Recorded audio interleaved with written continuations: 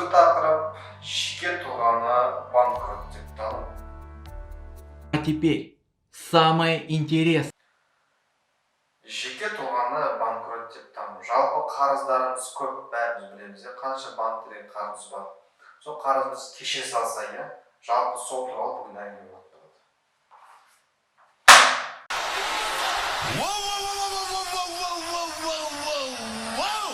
Біздің парламентте осы сұрақ талқыланған еді.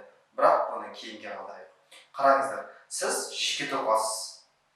Бөліп алайық. Жеке тұлға деген бар, және заңды тұлға деген бар. Заңды тұлғаны банкрот деп табу туралы заң бар. Оңалту және банкрот және оңалту туралы заң. Осы заңға сәйкес 5-ші бабы, 5-ші бабына сәйкес, егер ТО, болмаса ИП қарызы болса, және осы қарызы бойынша төлем жасай алмаса, яғни миллиондаған қарыздары бар, мүлкісі бір 200 мың, 300 мың тұратын мүлік қана бар, бітті, басқа ештеңе жоқ.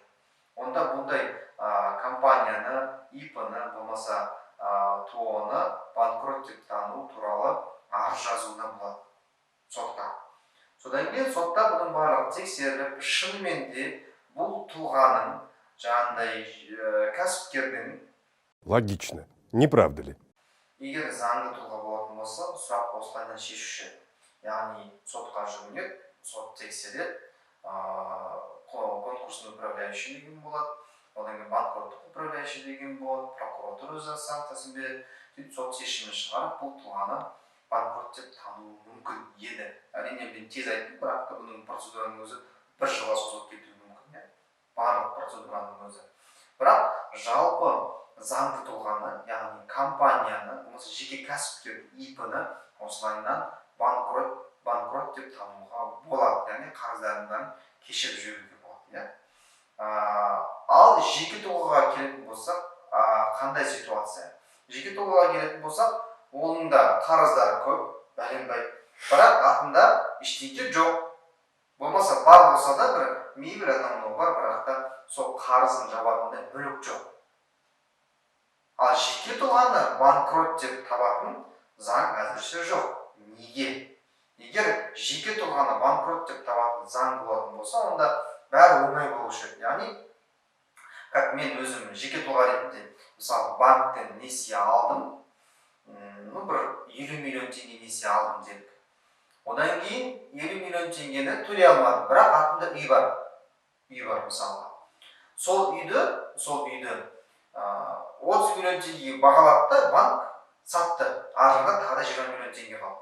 Аржанда тағы 20 миллион теңгені менің өтейтін мүмкіндігім жоқ. Жұмысым жоқ.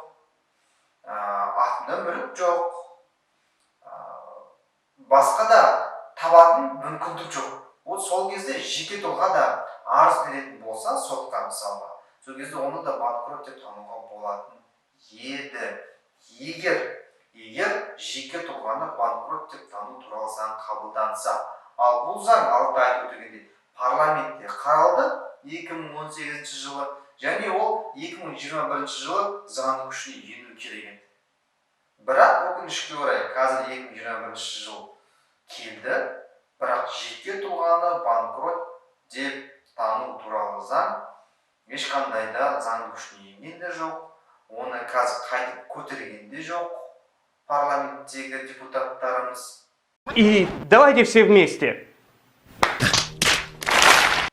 Неге сол заңды қайтып көтермеске? Неге жеке тұлғаны банкрот деп тану туралы заңды қабылдамасқа? Мысалы, Ресей елінде бұл баяғыдан уже заң бар, және жеке тұлғаны банкрот деп қабылдауға болады.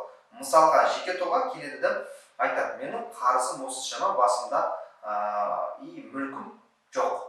Онда кезде банкроттық туралы жазылады, осы бүткіл мұның тұрмыстық жағдайы тексеріледі, сатылатын нәрсені сатады, содан кейін қарызы қалады ғой мысалға, бірақ оның немесі жоқ, өтейтіндей мүлкі жоқ атында, ештеңкесі жоқ, не жұмыс істемейді, онда қарыздары кешіріп, бұны қайтадан реабилитацияға жібереді. Бірақ реабилитация жібергеннен кейін 10 жыл бойы бұған ешқандай банк несие бермейді. Мысалы, жеке тұлғаға. Ресейде сондай заң бар. Егер сол заң бізге қабылданса, тура осындай заң бізге келсе, 2018 жылы заморозкада тұрған сол заңның проектісін қайтадан жұлып алып қазір талқыласа, яғни біздің халыққа ол кәдімгіше көмек болар еді. Не үшін мен осы банк туралы, қарыз туралы, жеке тұлғаның банкрот туралы сұрақтарды көп қазіргі таңда көтеріп жүрмін. Өйткені барлығыңыз білесіз, жақындағы ситуация сот орындаушыны алып тастады, қасында адамдарды алып тастады, одан басқа екінші бір сот орындаушыны соқты мысалға. Бұл не деген сөз? Бұл халықтың уже безвыходный ситуация уже келер жеріне. Яғни қарызы 500-тен асады, енді басқа ситуация жоқ, басқа мүмкіндік жоқ, тек қана істерге, әрекеттерге бару ғана.